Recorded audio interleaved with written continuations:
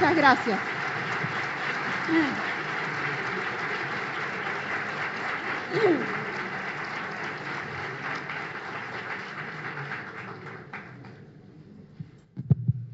Buenas noches para todos y todas. Comparto con ustedes este privilegio de estar todos juntos en el mismo espacio y casi que al mismo latido de la señora Isabel Allende. Bienvenida a casa. Gracias. Muchas gracias.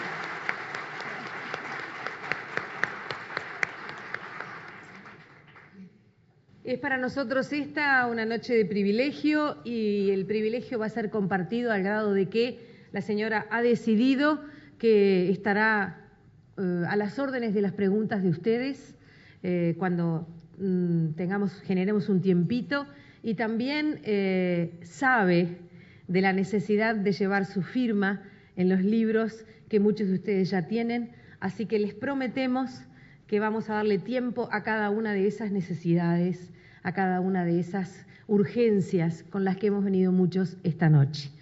Ahora, escucharla de a poquito. No, de rápido, porque hay mucho que decir. Hay mucho que decir y ya pasó por una conferencia de prensa. Primero que nada, como les decía, ha vuelto a casa y hace un rato que no estabas entre nosotros, Allende. Mucho tiempo. La última vez que vine fue tristemente porque mi suegra, la mamá de mi primer marido, a quien yo quería muchísimo, estaba muriéndose aquí en Montevideo. Entonces yo me vine, estaba yo viviendo en exilio en Venezuela y me vine a despedirla. Se murió en mi brazo y está enterrada en el cementerio inglés debajo de un jazmín. Así que fue una época muy triste, también una época triste del Uruguay porque estaba todo como en venta, la gente se estaba yendo. En el año 78 se veía un aire como deprimido. Así que volver ahora y ver este esplendor es maravilloso. En este marco entonces es que nos reencontramos con una Isabel Allende que muchos de nosotros conocimos a través del temblor de la Casa de los Espíritus. Muchos de ustedes seguramente habrán seguido su derrotero literario, la pulsión de algunas peripecias de su vida, su propia historia personal, colándose entre algunos textos, nosotros intuyendo cuánto había de su marido, de su otro marido. Sí, del que vale la pena, porque de mi americano, mi gringo, con el que estoy casada hace ya 25 años. Parece increíble, no tenemos nada en común más que la perra. Y algo de eso también vamos a encontrar en este libro que estamos compartiendo juntos esta noche y que en realidad es el cuaderno de una jovencita que ha tenido en un lapso breve de su vida, una vida sin embargo muy alocada, muy intensa, cargada, como la propia vida de Allende a los 20 y pocos años. No, yo vivía, cuando yo era joven no existía todas las tentaciones a que están expuestos los jóvenes de hoy. La verdad es que este libro fue inspirado por mis nietos. No les ha pasado nada de lo que dice el libro, gracias a Dios todavía, pero estoy rodeada de adolescentes. Entonces los veo que están expuestos a tanta cosa. Primero en la internet, la pornografía, la violencia, el contacto con gente desconocida que uno no puede controlar, drogas en todas partes, alcohol en todas partes. Entonces hay mucho más, están mucho más expuestos de lo que estaba mi generación o la generación de mi hijo. Y sobre eso es que trata el libro. Una niña que es completamente normal y tiene una vida normal como mis nietas, que de repente se le deshace la familia en una edad muy vulnerable y termina en la calle. ¿Cuánto hay de la abuela de esta niña en la abuela de tus nietos? La abuela del libro soy yo, o sea, esa abuela malvada que le da con un cucharón por la cabeza a la niña cuando se porta mal, pero que al mismo tiempo está dispuesta a todo con tal de protegerla.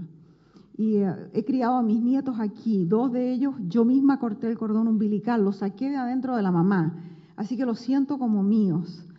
Por eso me da un poco de susto cuando los veo en el mundo, pero por otra parte están mucho mejor preparados de lo que yo nunca estuve y saben mucho más que yo. ¿Y cuánto hay de Willy en ese esposo negro? Nada de Willy. Ese es completamente inventado, es el abuelo que a mí me habría gustado tener. Willy es gruñón y no tiene paciencia con los niños y se ataca con el ruido, pero los niños lo quieren, yo no sé por qué. Y cocina para todo el mundo y abre la casa. pero no es ese abuelo regalón que te cuna, nada de eso. Alguna vez durante mucho tiempo, casi como una especie de reproche sobre su literatura, como mirándola por encima del hombro y diciendo es literatura de mujer, o es literatura de mujeres, o es una literatura que viene después del boom latinoamericano y de Gabriel García Márquez. No sé si leer a Isabel Allende, decían algunos. Muchos, sin embargo, se encontrarán en este libro con la misma Isabel Allende de la Casa de los Espíritus y dueña de la misma poderosa amenidad con la que nos atrapaba con esos personajes y en ese tiempo. Yo, sin embargo, quiero aquí trazar un breve paralelismo con Gabriel García Márquez y tiene que ver con el corazón. Perdóname, pero yo soy mucho más de corazón que él. Él escribe mejor, pero lo mío es mucho más entretenido. Sí que la amenidad gana en este libro, pero ¿sabes en qué me iba a animar a hacer el paralelismo? En la figura poderosa del abuelo de Gabo. Bueno, yo también tuve un abuelo poderoso. Y Fíjate, este abuelo de este libro. hay paralelos en eso, los dos nos criamos en la casa de los abuelos. Y yo creo que esa imagen del abuelo y de la abuela es tan fuerte en la primera infancia. Yo espero poder dejarle eso a mis nietos, que el día de mañana eso les quede como un ancla en sus raíces. Yo me crié, mi mamá se casó con el señor equivocado, con un señor que mi abuelo se había opuesto a ese matrimonio. Mi mamá se casó de todas maneras, muy joven, y tuvo 3 hijos en 4 años, y mi padre se fue cuando yo tenía 3 años. Y mi mamá volvió a vivir a la casa de su papá. Entonces yo me crié en la casa de mi abuelo los primeros años de mi vida. Después se murió mi abuela y fue una casa de duelo, pero así todo, la imagen de mi abuelo, la presencia de él fue tan poderosa que todavía hoy siento su voz. O sea, yo creo que la voz de mi superego es mi abuelo. Estoy trabajando eso en terapia. Junguiana. Bueno, toda clase de terapias, pues, para tratar de sacarme esa voz de ese caballero vasco de dentro de la cabeza. Sin embargo, y en este libro, la voz de este abuelo negro que presumimos enorme y capaz de una elegancia de lucir sombreros italianos de manera permanente, tener un planeta o una estrella o algo así en el cielo que él conoce y que nadie más ve, es una voz salvadora, aún en el momento más difícil del libro. Claro, ¿Esa voz te salva a ti también? La voz de mi abuelo no era como la del abuelo de Maya, que el abuelo de Maya es pura aceptación, puro cariño, pura protección. La voz de mi abuelo es severa, es la disciplina, la honestidad, la honradez, el trabajo. Siempre lo puedes hacer mejor, el esfuerzo no fue suficiente, hay que dar hasta que duela. Todas esas cosas que uno oyó de chica. Lo que no haces tú no lo hace nadie, tú eres responsable por tus hermanos, ese tipo de voz. Pero también es un ancla, como fue el abuelo de Maya. ¿Y este abuelo de dónde apareció en ti? No sé, yo lo imaginé gordo, grande, elegante, negro, como el carbón, precioso. El abuelo que a mí me habría gustado tener. ¿Y es posible que a esta altura de los tiempos una niña insomne tenga que dormir en el medio del abuelo y la abuela cuando toda la psicología se pone en contra? Ah, no sé, los míos durmieron conmigo.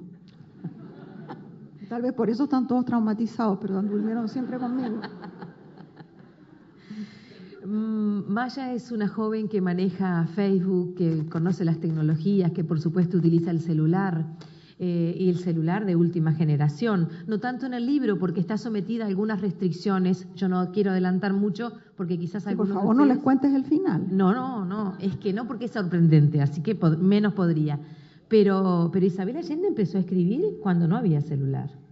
Yo empecé a escribir con una máquina de escribir portátil y papel carbón. O sea, se ponía, ustedes ni siquiera saben porque no existe ya eso. ¿Cómo será que la máquina de escribir en que escribí La Casa de los Espíritus ha dado vuelta 3 años por museos en Estados Unidos? ¿Cómo será de antigua? Es anterior a la rueda. Y en eso escribía. Y escribía en la cocina del departamento en Caracas. Y ahora tengo una computadora, pero no de la última generación. Mi hijo, que trabaja en eso, en computación, cree que todos los años hay que cambiarla. Y yo no quiero cambiarla, yo tengo la misma antigua porque cada vez hay que aprender una nueva tecnología y te vuelves a equivocar y se te borra el libro. Así que no, déjenmela como está. Tengo uno de esos celulares que se abren así, se le saca una antena. Parece walkie-talkie de la Armada. Y así la ven, peleando entonces entre lo maternal, lo cotidiano y la tecnología. Esta mujer recupera el mismo clima, la misma amenidad y la misma poderosa embriaguez en la que nos metía en la Casa de los Espíritus con el Cuaderno de Maya.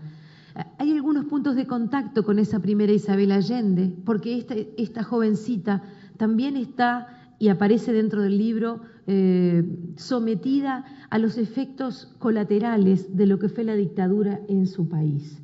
Todavía hoy es un tiempo diferente, una tecnología muy distinta, tantos años de distancia, y sin embargo la misma Isabel Allende genera un punto de contacto entre la tortura, la opresión, la desaparición, y cuánto pueden ser... ¿Ves cómo estás contando al final?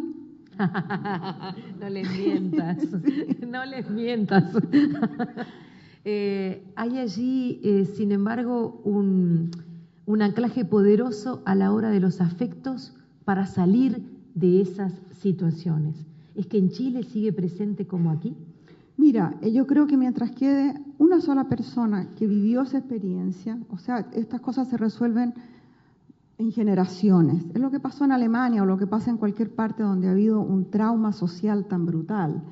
Quedan secuelas, quedan heridas, y esto es una cosa que se resuelve en el tiempo. Y tal vez no se resuelve nunca. Yo creo que lo más importante es dilucidar la verdad, que todo salga a flote, no mantener las cosas tapadas, no callarlo todo. En Chile eso pasó, o sea, en Chile trataron de echarle tierra por defender la democracia, que no se hablara de esto. Entonces las cosas fueron saliendo de a poco, y hubo completa impunidad para los autores de las atrocidades que se cometieron. Pinochet murió en gloria y majestad en Chile, y todavía hay gente que lo venera. Entonces, yo creo que tiene que pasar tiempo. El tiempo cura muchas cosas. Y sin la verdad se puede volver a cometer los mismos errores, porque está en la naturaleza humana que esas cosas pasen. Y pasan en todos lados, no solo aquí o en Chile. De cualquier manera, parece haber un lugar en el mundo, y en tu libro está casi debajo de la tierra, donde las mujeres encuentran la fuerza para solucionar los problemas más complejos y los más sencillos de la vida cotidiana. Mira, yo hice una investigación en Chiloé. Yo conocí a Chiloé porque tengo amigos que viven en Chiloé, que es un archipiélago al sur de Chile, que hasta hace poco era bastante aislado. Ahora, claro, todo el mundo tiene celular, televisión, cuando hay electricidad. Y, sin embargo, el clima es poderoso, y el clima determina muchas cosas. La marea sube y baja 7 metros en altura, no en largo. De manera que hay islas que están comunicadas en la marea baja y aisladas en la marea alta. Y en este Chiloé fantástico de mitología, una comunidad agrícola que todavía vive de la pesca, yo, que ya lo conocía, decidí que ahí iba a esconder a Maya, y para eso tenía que hacer una investigación que fuera un poco más seria, no solo haber ido como turista o haber ido a ver a mis amigos. Entonces contraté un guía y hicimos un recorrido completo del archipiélago entero, pero buscando la isla que me podría servir. Y fue fascinante porque ahí conocí a un grupo de mujeres jóvenes, bellas, que tienen lo que ellas llaman el ruco, que es una especie de caverna. O sea, los maridos hicieron un hoyo grande, bien grande, lo taparon con una especie de media bóveda así de ladrillo y de barro, y adentro se juntan ellas. Y hay un fuego al medio, es una cosa como que vuelven al corazón de la tierra. Y yo andaba con mi nuera, con Lori, que es una gringa maravillosa, que entiende todo, y nos invitaron al ruco, y fuimos y estuvimos ahí, y toda esa escena que sale en el libro y todos esos personajes salieron de allí. Todos los personajes que aparecen de la comunidad de Chiloé son gente que conocí. La verdad es que yo tengo muy poca imaginación, pero tengo entrenamiento de periodista. Observo, escucho, pregunto, y de ahí salen los personajes. Son personajes verdaderos, reales. Mujeres que enfrentan la vida como si fueran jóvenes cuando han perdido su belleza, y también ambos senos. Uno de los personajes había tenido una doble, ¿cómo se dice? Mastectomía, no sé cómo es una palabra rarísima, porque había tenido cáncer. Pero no importa, te fijas, o sea, sigue siendo tan bella como era antes, no importa nada. Fue una experiencia muy linda la que tuve en Chiloé. Y ahora cuando fui a presentar el libro, llegaron las brujas del Ruco a saludar. Fue muy bonito. Es bueno saber que el libro lo presentaste en Chiloé y sí, pasaste el examen. Claro, porque resulta que el día antes había salido, o una semana antes había salido en el periódico, varios escritores chilotes entrevistados. ¿Qué opina usted del libro? Y todos decían, bueno, habría que ver si acaso ha idealizado Chiloé, o si acaso puso la verdad, o esto. Todo el mundo ya empezó a criticar antes de haberlo leído. Típico chileno. Y entonces el día del lanzamiento del libro una señora se levantó y dijo, bueno, yo lo he leído con detención, me faltan unas pocas páginas, pero todavía no le he encontrado ningún error. Así que pasé la prueba, quedé muy contenta. ¿Qué te parece que lo abramos al público a ver si la gente puede preguntar? Mira, yo creo que la mejor manera de hacer esto es que ustedes preguntan y nosotros repetimos la pregunta acá para los que se quedan atrás y no pueden oír. Porque no creo que haya un micrófono que va a pasar de mano en mano. Hay un par ¿verdad? de micrófonos para compartir con ustedes. ¿Hay? Pero bueno, de cualquier manera estamos dispuestos a hacer esta rutina con total ejercicio. Allá contra la columna hay una compañera que cabecea con énfasis. ¿Vas a hacer la primera pregunta? No, ella estaba cabeceando porque tenía una mosca. Yo ya sé de dos o tres personas que van a preguntar. Aquí hay una niña. A ver. Siempre la primera pregunta es la más difícil, pero después ya se apoderan del micrófono. Yo leí el libro y lo que me pregunté, me encantó, ¿no? Pero lo que me pregunté es cómo hiciste tú porque está en primera persona contado, para ponerte en una chica de 19 años, si te resultó muy difícil o ahora contaste lo de tus nietos, ¿no? Pero sí, me resultó muy difícil. Lo que me resultó difícil era encontrar la voz de Maya, que el libro quedara bien escrito, pero que al mismo tiempo fuera creíble esa voz. No podía ser una voz literaria, tenía que ser una voz coloquial. Y al mismo tiempo, bueno, entonces lo justifiqué diciendo que la abuela era bibliotecaria y desde chiquita la hacía leer en voz alta, escribir el diario, o sea, estaba más o menos entrenada. Pero de todas maneras había que simplificar un poco la cosa. Siempre es un poco artificial escribir en primera persona, porque no es uno, es el personaje. Pero sí he podido escribir en primera persona en la voz de un hombre, ¿cómo no voy a poder escribir en la voz de mi nieta? ¿Alguna vez has vivido en una casa sin puertas? No he vivido en una casa sin puertas, pero la he imaginado muchas veces. Porque, entre otras cosas, pasé 13 años en Venezuela, en Caracas, donde había mucho crimen urbano, sobre todo robo. O sea, no era tanto que te asaltaran, pero había mucho robo en aquella época. Y a mi casa se entraron 17 veces. Y al principio pusimos rejas y después pusimos portones y después dijimos, ya está, abramos todo nomás porque que entren. Que si no se saca nada con tratar de vivir uno mismo en su propia prisión construida con rejas, si al final igual echaron abajo la puerta del garage con un camión. Entonces mejor abrir la puerta y que pasen nomás, pues. Así que el ideal es poder vivir abierta. No solo las puertas, de brazos y piernas también, sobre todo piernas. Con la iglesia hemos dado. Acá las mujeres son osadas, como tú. Una pregunta, el libro todavía no lo he leído, pero tú acabas de decir que escribís más que nada como periodista. ¿Cómo pudiste escribir la trilogía del Amazonas? Porque eso de periodista no tiene nada. Bueno, ¿no? Hermosos, me encantaron, ojo, ¿no? Pero estaba hablando sobre la trilogía juvenil que escribí. El primer libro es en el Amazonas, el segundo en Bután, me parece que es, y el otro, el último en el África, en el norte del Congo. Antes de empezar a escribir esa trilogía que yo se la había prometido a mis nietos, averigüé qué les gusta a los niños, qué les gusta leer. Y averigüé que más o menos hasta la pubertad a todos les gusta la fantasía, Harry Potter, a todo el mundo. En la pubertad, las niñas quieren literatura un poco más realista en la que ellas se sientan identificadas, cosas que pasan en la escuela, los noviecitos, etc.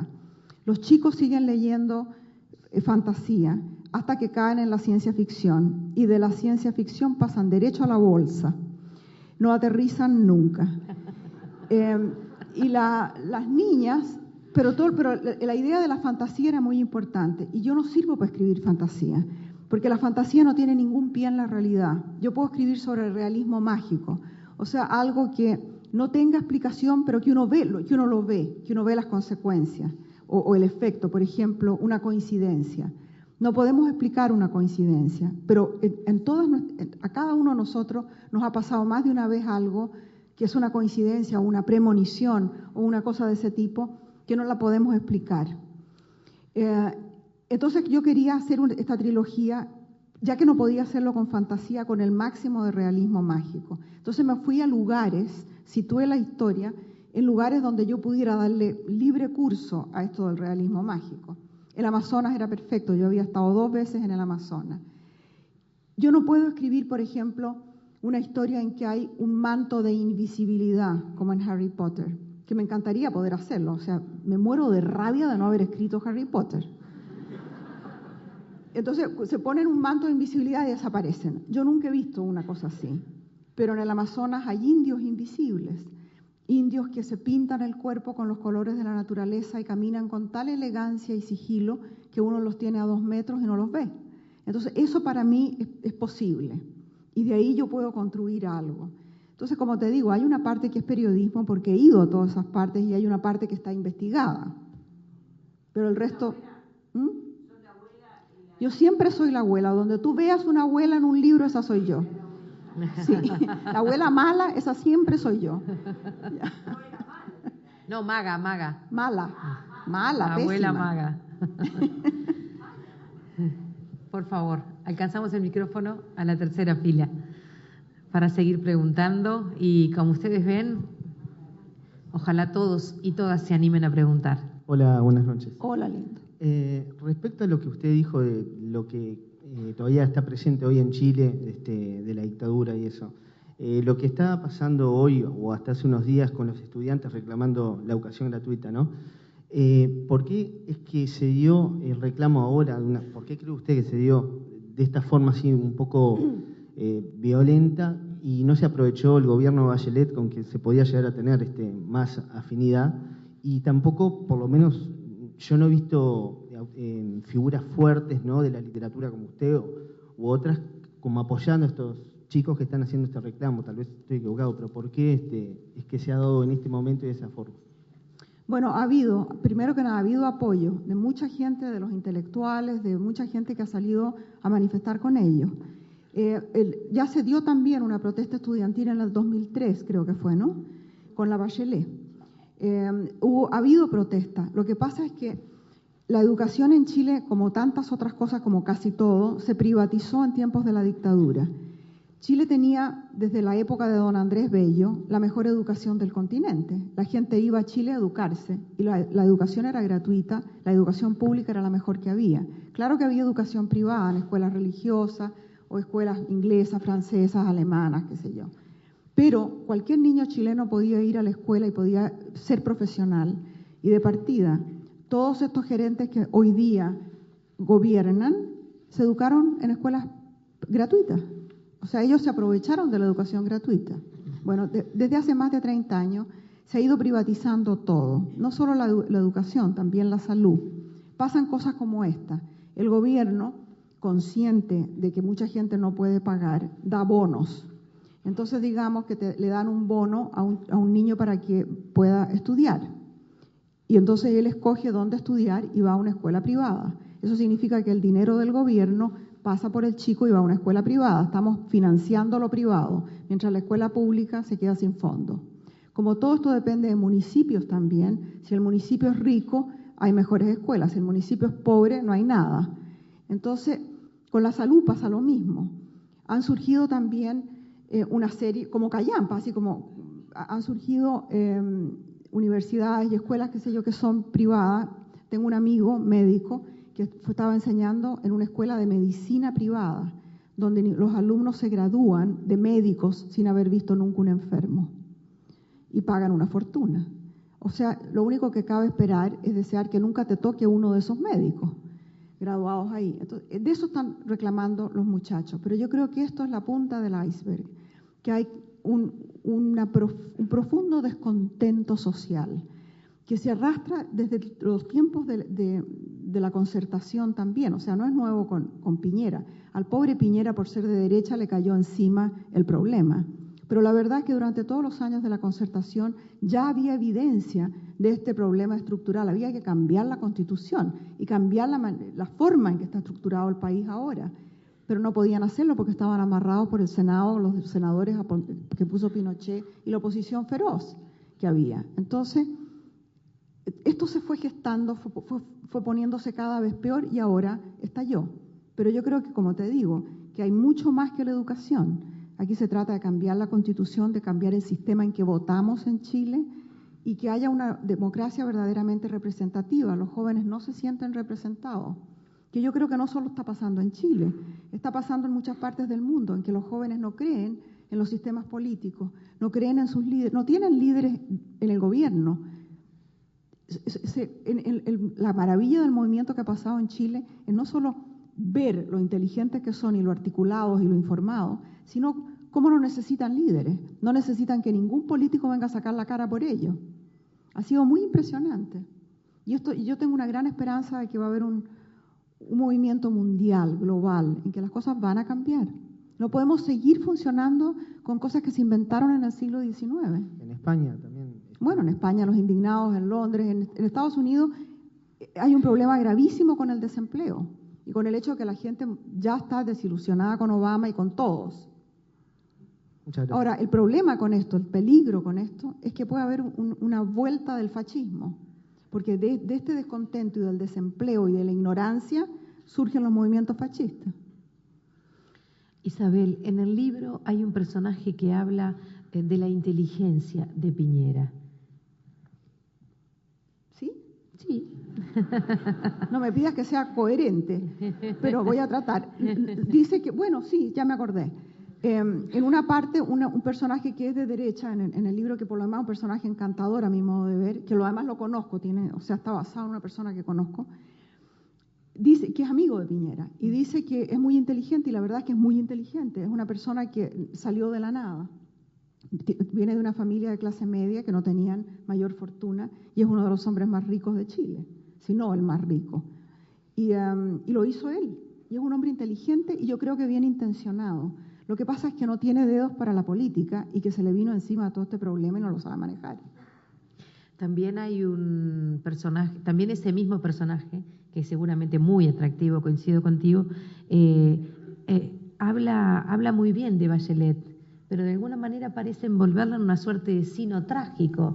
Decir, hizo muy bien las cosas, estuvo bastante bien para ser mujer, pero bueno. Es curioso porque en Chile, Michelle Bachelet salió con la más alta aprobación del público que ha sucedido jamás en la historia de nuestro país. En nuestro país, si hay 3 chilenos en una pieza, hay 5 partidos políticos. Nadie está de acuerdo nunca con nada. En lo único que sí tuvieron de acuerdo el 86% de la población es que Michelle Bachelet era el mejor presidente que habíamos tenido. Pero eso no quita que ganara la derecha en la elección. O sea, y gente que era de derecha le tenía cariño a la Michelle Bachelet porque era un personaje como una mamá, así, muy mamá. Una mamá típica, una mamá sin marido. Una mujer muy atípica para llegar a ser presidente de un país socialmente tan conservador y católico como es Chile. Michelle Bachelet, atea, madre soltera, exiliada, socialista, muy difícil que la eligieran. Y es cierto, mujer, se me olvidó lo más importante, mujer. País más machista que Chile. Bien, y parece que país más católico que el Vaticano. Sí, más católico que el Vaticano. ¿Creerán ustedes que hay divorcio en Chile desde hace solo como 4 años, creo, no? Fíjate que mis padres, mi mamá, como les dije, se quedó sola porque mi padre se fue. Y la única manera de separarte legalmente en Chile era anular el matrimonio. Y se podía anular re fácil, porque si estaban de acuerdo las 2 personas, se pagaban unos testigos falsos, el juez hacía la vista gorda y te anulabas. Y eso pudo hacerlo mi mamá, porque mi papá, con tal de no pagar una pensión para los hijos, dijo que sí y anularon el matrimonio. Pero mi padrastro era casado y con 4 niños, y su mujer nunca le dio la nulidad. Mis padres vivieron juntos 64 años sin poder casarse porque esta señora no se moría nunca.